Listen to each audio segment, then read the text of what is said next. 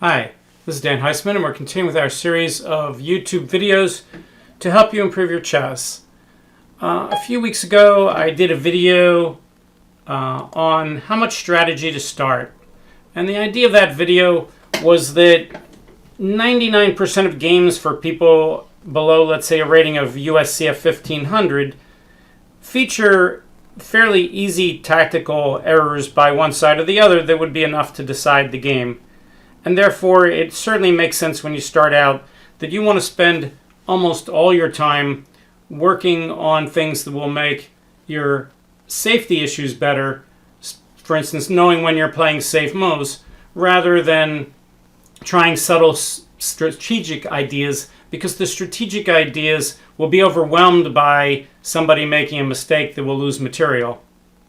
I often say that strategy is the tiebreak of equally safe moves, and if you don't know which moves are equally safe, then the strategy won't help.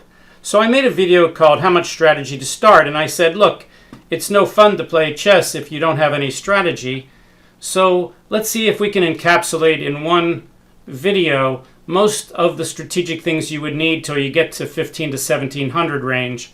And once you get to 1700, certainly people start playing safe moves all the time, and then the player who's playing better strategically has a big advantage. But lower than that, that's not so true. And I started out and I said that in order to understand strategy, you have to start with Steinitz's rules.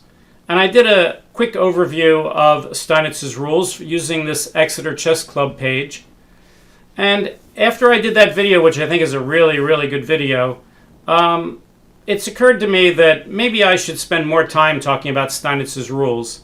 And also I wanted to correct something, because the 7th rule on the page, they have a note about that rule that David Hooper, who wrote these rules, made a note of. And I wanted to talk about that note as well, because it's pretty important. That 7th idea, which I think is probably misleading, actually he's saying is probably not really a Steinitz rule. So let's talk about all those things today. Let's go over the theory of Steinitz. Now, if you're looking for a lot of action on a chessboard, I do have a board prepared underneath on my ICC window, but we're going to be a little bit more like a podcast today. We're going to talk about what we're reading here on the theory of Steinitz and how it applies to what everybody needs to know in terms of getting their chess better. Okay, so let's start at number 1.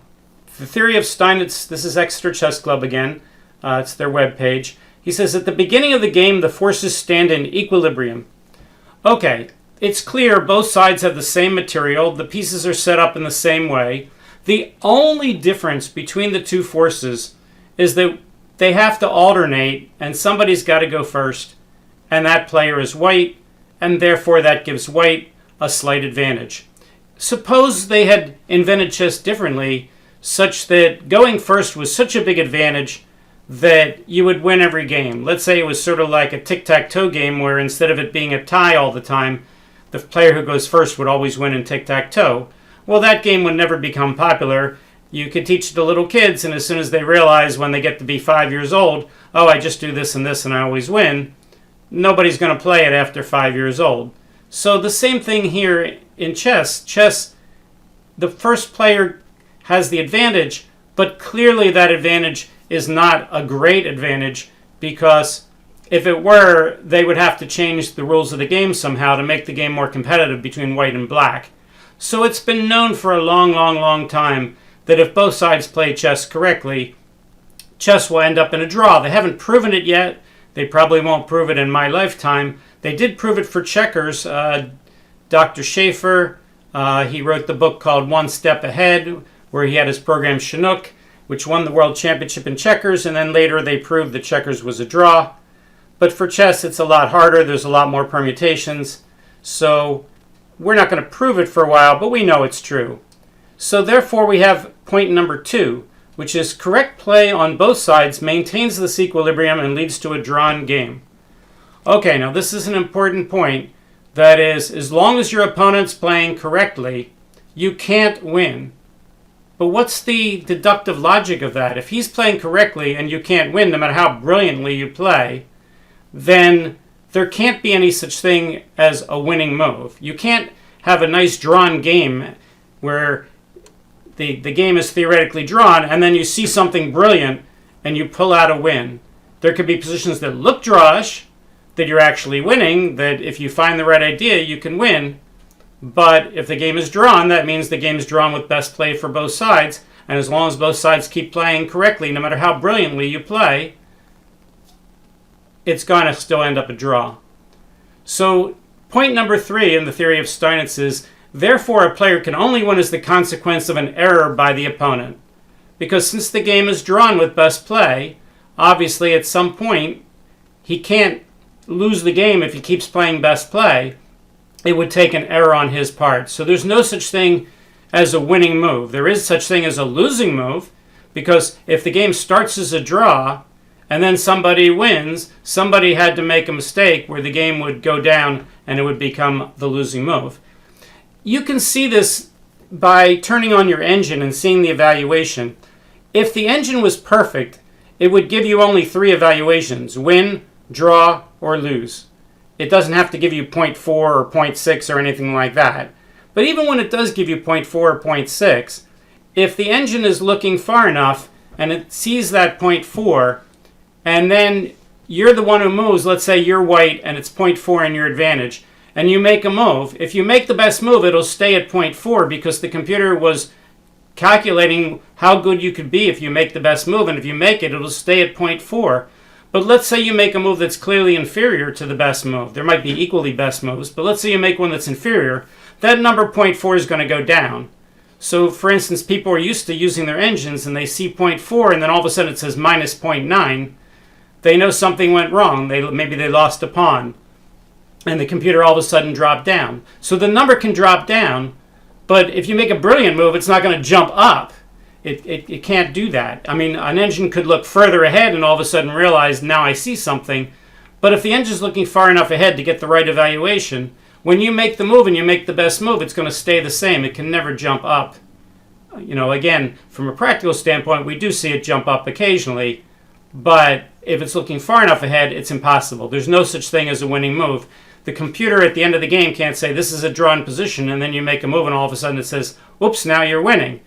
A modern computer that's not perfect might do that if it gets into an endgame where the win is extremely difficult and it can barely see it, and then you play the winning move, and then all of a sudden it gets into its horizon and it sees the winning move, and all of a sudden it says, oh yes, you are winning. But if that computer was a little bit better and could see that faster before you make that move, that would never happen. It would already tell you that you're winning if you make that move. So there's no such thing as a winning move. Let's go to number 4. Number 4, as long as the equilibrium is maintained, an attack, however skillful, cannot succeed against correct defense. Such a defense will eventually necessitate the withdrawal and regrouping of the attacking pieces, and the attacker will inevitably suffer disadvantage. Okay, so what they're saying is you shouldn't attack against an area where you don't have some sort of advantage. If you do, it's bound to fail against good defense, and in fact it'll do more than fail. It'll actually cause you some disadvantage because you shouldn't be attacking where you shouldn't be attacking. There's a lot of ways of looking at this. I like the way Jeremy Silman said it several years ago. He was talking about planning, and he was talking about his students having ideas on what they want to do during the game, whether it be an attack or try to create weaknesses or whatever. And he said, if you have an idea of what you want to do, ask yourself 2 questions. Is it going to be effective, and is it going to be is it going to work? Is it going to be something that you can carry out? So he wants to know both, can you do it, and if you do it, will it actually do something? So it has to cover both criterion of being effective and realizable. He says if your idea fails either things, meaning you really can't do it, he won't let you do it, or even if you do it, when you finally get there, it won't work. Like, for instance, you could put your pieces in a position where you could threaten mate in 1. You could say, well, I'm going to get my queen up to g3, and then I'm going to get my knight up to h5, and I'm going to threaten queen takes g7 checkmate. But what if you spend 5 tempos doing that, and then your opponent just simply stops the checkmate? In that case, it's not effective. So maybe you've just wasted 5 tempos. So in order to do something, it has to be both. It has to be realizable and it has to be effective. Okay, so point number 5 is, therefore, a player should not attack until he already has an advantage caused by the opponent's error that justifies the decision to attack. So you can't just attack his king side just because you like to attack king sides. I mean, you can, but if the position doesn't call for it, it shouldn't work and it's not going to be the right thing to do. Obviously, you can do it if you want to try. But if he has just as many pieces over there as you do, if he doesn't have any weaknesses around his king for you to attack, then there's no justification for that. But if you do have an advantage, let's say the center of the board has been closed off and all his pieces are caught on the queen side, but he's castled king side and his king is over there and he can't get his pieces over there to help him, but you can get pieces over to the king side to attack his king. Well, therefore, he's made some sort of error in cutting off his king from the rest of his pieces, and you very well might be able to take advantage of that, and you should attack his king and throw your pawns and your pieces over toward his king and try to checkmate him because you have the advantage on that part of the board. He's made a mistake in some way by allowing you to do that. Okay, number 6 is, at the beginning of the game, a player should not at once seek to attack. Instead, a player should seek to disturb the equilibrium in his favor by inducing the opponent to make an error, a preliminary before attacking. So what he's saying is, at the start of the game, you should just develop your pieces. You should poke and probe in what your opponent's doing and try to get him to make a mistake. Get him to somehow, as I said, isolate his king from the other pieces, or maybe he'll get a bad pawn structure, or maybe he'll weaken his king in some way, or maybe he'll get a piece that gets cut out of the game. Whatever it is, you're disturbing the equilibrium. Again, Silman in his book, How to Reassess Your Chess, talks about this, especially in the 4th edition, where he talks about you want to go for imbalances. An imbalance is something that you have that the opponent doesn't have and vice versa. For instance, suppose that the game, and let's bring out our board here. We used this example before and we'll use it again. Suppose at the start of the game, you decide that after you play the Roy Lopez and he plays a6, you're going to play bishop takes c6. And now black's going to play d takes c6. Well, now we've created an imbalance. The imbalances are white has the better pawn structure, black has those doubled c pawns, but black has the bishop pair, which is a lot and makes up for it. But then white has something else. He has pressure against the pawn at e5 that's no longer guarded. Now he can't take it right away, because queen d4 is a double attack, winning back the knight in an advantageous manner. Winning back the pawn in an advantageous manner. But it's going to, after Fischer's move, castles, black's going to be forced to somehow defend the pawn, and in doing so, that gives him a little bit of a disadvantage in doing that. So here we see that we have an imbalance. Now, Lasker used to play this position by playing d4 instead of castles. And after pawn takes pawn, he'd offer the trade of queens. And now we have a different type of imbalance. Now, without the d-pawn and the black e-pawn, white has 4 pawns on the king side and black only has 3. White has a nice majority for the endgame that can create a passed pawn. Black has 4 pawns to 3 on the queen side, but with his doubled pawns, he has what's called a cripple majority, and he can't create a passed pawn. So if white can trade off all the pieces here, he can win the king and pawn endgame. The problem is black has the bishop pair, which makes up for it. But this is, again, an imbalance. It's the kind of things you're trying to look for imbalances where your imbalance is better than his imbalance. Or if you're playing a weak player, he might give you an imbalance for nothing at all. For instance, if you're playing someone who doesn't understand the bishop pair, they might give you the bishop pair for nothing, and then you just have an advantage without an imbalance in your favor, without any compensation on their part, which gives you the evaluation advantage. All right, let's go back to the Exeter Chess Club here. Okay, now number 7 is the kind of questionable thing here, and I'm going to read the notes underneath, and it's going to get to number 7. So right now, let me just read number 7, and then we'll read the note about it, and then I'm going to talk about it a little bit. The 7th part of the theory of Steinitz, or as we sometimes call them, Steinitz's rules or Steinitz's laws, is when a sufficient advantage has been obtained, a player must attack or the advantage will be dissipated. All right, let's get to the notes. Note number 1, the theory is an antithesis of the previously held view that inspired play might in itself create a winning position. In other words, before Steinitz, people thought, boy, if I play brilliantly, even if my opponent, plays okay, I can win the game. And that's true if okay includes errors. But if your opponent is playing solidly and making no errors, then your brilliant play won't beat him. He said, rather, 3 winning positions can come about only through errors by the opponent. Creativity and ingenuity still have a role in the setting of problems for the opponent that they may fail to solve. So, for instance, if you're playing a position that's much easier to play than your opponent's and you're giving him all kinds of problems to solve, then you have a superior position. You have the easier position to play, and your opponent is much more likely to make a mistake. And once he does, then you can take advantage of it and win the game. He says the point of number 4, that an attack, however skillful, cannot succeed against correct defense. He says that if the defender played correctly, then any attack commencing from an equal position can be refuted, was first indicated by Louis Paulsen. He declared unfashionably that all gambits can be defended, and practiced what he preached. In this way, Paulsen was the progenitor of the fully formed theory of Steinitz. Defensive play has its own principles, and he gives the principle, the defending side must be prepared to defend and make concessions, e.g. making a weakening pawn move. However, the defender should avoid making concessions until forced, and then should only make the minimum concession necessary to meet the threats. Okay, now he talks about the 7th point. It says the last point, number 7, is attributed by Lasker to Steinitz. David Hooper cautions, it says DH. DH is not Dan Heisman, it's David Hooper. DH cautions that he was unable to find such a statement in Steinitz's works. Lasker's version goes on to say, the right to attack belongs only to that side which has the positional advantage.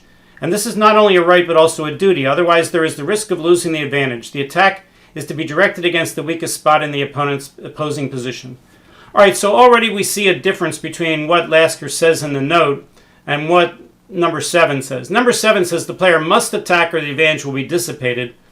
Lasker says it's a duty, otherwise there is the risk of losing the advantage. He doesn't say the advantage will be dissipated. He says there's the risk of losing the advantage. So that's modified. That's a lesser statement. It's not as strong a statement as what number 7 says. Okay, I would go even further. I would say that number 7 is actually misleading. I would say if you have a sufficient advantage in time, if you have more pieces out than your opponent, let's say you have 5 pieces out and he only has 2, then the right thing to do usually is to get your other 2 pieces in the game, and then you'll have 7, and at the best he'll have 4.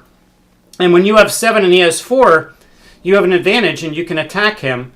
And with your 7 active pieces against his 4 active ones and 3 dormant ones, you probably have a good chance of getting an attack. If you want to read more about this, you can go to my website and go under my articles page and go to my chess.com articles and read the one about how did John Keir score 6-0 in his second chess tournament. How did John Keir, you can even just Google that right from Google. How did John Keir score 6-0 in his second chess tournament? Okay, but anyway, back to number 7. It says a player must attack or the advantage will be dissipated. Well, obviously, if you have 7 pieces out and he only has 4, and you start moving your pieces back and forth, and then he gets 3 more pieces out and it's 7-7, then your attack will be dissipated. But suppose you have a different type of advantage. Suppose your advantage is that you have the better pawn structure. Do you must attack his weaker pawn structure right away or he'll fix it? It may be impossible for him to fix his weak pawn structure. Maybe it's an isolated pawn that he can't make unisolated. And maybe it's better for you to maneuver around for a while and get your pieces in stronger position rather than trying to attack that weak pawn. You see this a lot in Anatoly Karpov's games, some of the games that Kramnik played later, Ulfi Anderson, where they sit on an advantage for a long period of time. So what we see from modern players' positional play is if you do have a positional advantage, it could be not just he has a weak pawn, maybe he's cramped a little bit, maybe he has a piece that's out of play that he can't get in if you're careful about it. a lot of these things will not dissipate at all. A timing advantage dissipates, but not a lot of the other advantages. So when you have those other advantages, to say that you must attack or it'll be dissipated is just really not true. And the fact that Lasker attributed it to Steinitz, and Lasker's comment is a more modest comment than what number 7 is. Whoever wrote number 7, I think is, I guess it's from David Hooper, obviously.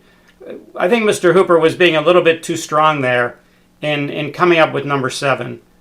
Both in the fact that it's not directly from Steinitz, but also that that's not exactly what Lasker said. So I always tell people when they read this, be a little careful about number 7. All right, let's read some of the rest of the notes. There's a few more notes. Number 4, David Hooper was prompted to write this article after reading Purdy's article, The Great Steinitz Hoax, from Chess Players Quarterly 1978, in which Purdy apparently argues that Lasker was more the author of the theory than Steinitz. Purdy and Hooper disagree on what constitutes the theory. 5. Lasker certainly was the principal pedagogue and advocate of his version of Steinitz's theory through his manual, Lasker's Manual of Chess. Lasker's presentation was colored to some extent by the principles of his own general philosophy of struggle, work, economy, and justice. Lasker also offered extensions to the Steinitz theory, viz. The principles of cooperation and of justice in the sphere of chess. Note number 6. The influence of the theory is so substantial that instances need hardly be found, but a couple interested me recently. 1. John Spielman's Introduction to His Best Games 1970 to 1980 collection, where he refers to the story style of annotation. Where was the crucial error by the loser? This, of course, assumes the loser must have made at least one mistake, and Spielman quite explicitly signs up to the theory that there is justice in chess, and that to lose you must have made a mistake, or 2 really, or maybe 3 if you are white. Yes, before we had computers doing annotations for the games, people used to write stories about the games indicating how the loser started to lose right from the start of the game and how his game deteriorated and how the winner brilliantly took advantage of that. But today they don't do that anymore unless the computer's evaluation says so. So if the computer says that the loser was actually winning at some point or that the loser wasn't losing, that he was drawing, modern people don't say how terrible he was playing anymore. Instead they praise him and say, yes, he's doing well so far. And then when the computer says, aha, move 43, this is the move where he throws away the draw and he could have played this, but instead he played that, then the person writing the article now indicates that instead of kind of indicating that the loser was losing the whole way and, the loss was kind of inevitable. So you can go back to these old books that were written before the engines and check them with the engine, and you'll often see these stories of how the loser was losing kind of most of the way, and sometimes they're right, sometimes the author was right, but a lot of times they were wrong. They didn't really know, they just were doing the best they could based on the analysis and the notes of the players on what happened, and now we have a much better feel on that because the engines are so strong. Okay, second part of note number 6 is an annotation in Chess Monthly where the Grandmaster, I guess John Spielman, reluctantly admitted that despite a series of brilliant moves by Black, or maybe any Grandmaster, White was at no disadvantage. This is the corollary of the same point. In a balanced position, even brilliant play correctly met will lead only to another balanced position. So one side can be playing brilliantly and the other side can be playing pedantically. As long as the pedantic side isn't making any real errors, the side who's coming up with the brilliant moves might be getting all kinds of chances, but he's not actually converting equal positions into winning positions. Finally, number 7, what is the significance of Steinitz theory for the club player? Different aspects have different importances. Number 1, defensive play may be so poor that an attack undertaken with insufficient means might well succeed in practice. Yes, unfortunately, weak players get this feeling all the time. They do unsubstantiated attacks, and then they win, and they feel like it was justified, and they keep doing that. And of course, against weak players, that could be perfectly reasonable, but when you start playing good players, you have to be careful about doing that, and you might get the wrong idea that somehow, throwing